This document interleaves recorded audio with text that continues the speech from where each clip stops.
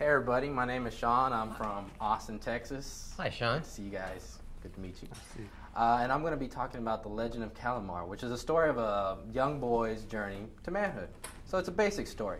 But if you look at the picture on the front, you notice he's everything but ordinary. Actually, he's kind of strange looking. He has horns growing out his head.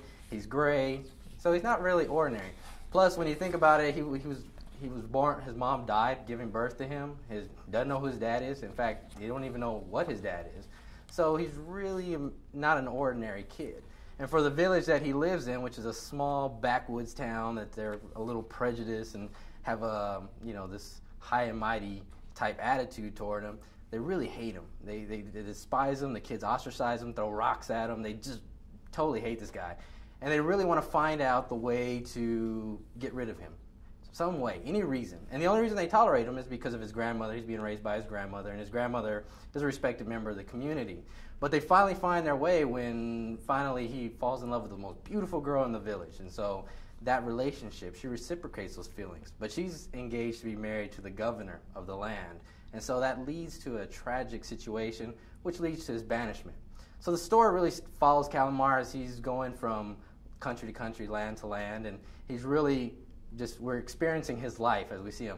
He lives on a slave ship for a while. He's a slave on a slave ship for a certain amount of time, and then he's rescued by a man named Ulibad, who's a great adventurer who kind of takes him under his wing, and it's kind of like the father figure for Kalimar. And then we follow him to the land of Chin, where he enrolls in a school that's just like him. A lot of kids are just like him. So it just follows his adventures throughout his lifetime. Just like him meaning the same race? Or no, just like actually, him meaning they're very unique. Different. It's kind of like X-Men, the X school, Xavier school for kids. And so he's Are really... you saying your comic is like X-Men? No, it's actually not. Okay. It kind of takes it back. But the school that he goes to is actually like that.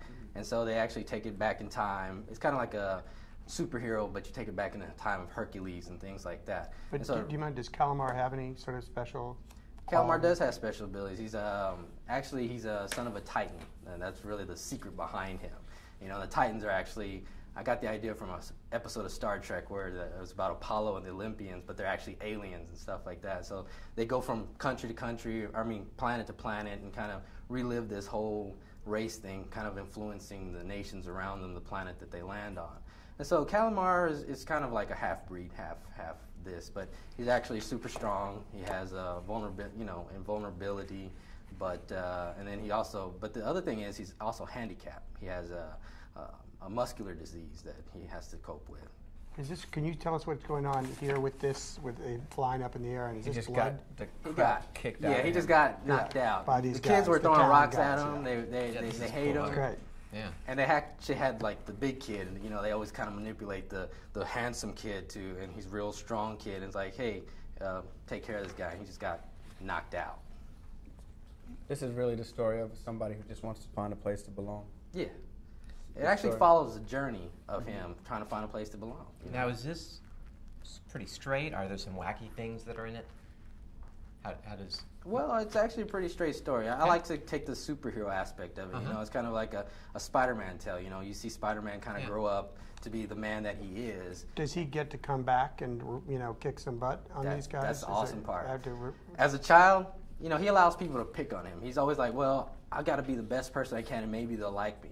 As he grows up, he gets a little more dignified, a little more proper, but he's also a little more cockier. So he does go take a homecoming, and actually he, takes out the whole village just to do it. He takes out the village? Yeah. To dinner? No. Yeah. They start there, well, we don't like your kind around here, boy. Right. And he's like, well, we'll do something about it. I'm not the little kid you messed around with a long time ago. Right. So Well, I want to see that scene. Thank you very much for coming. Shawn, great. All right, Thank you guys. very much. Take Good care. job, man.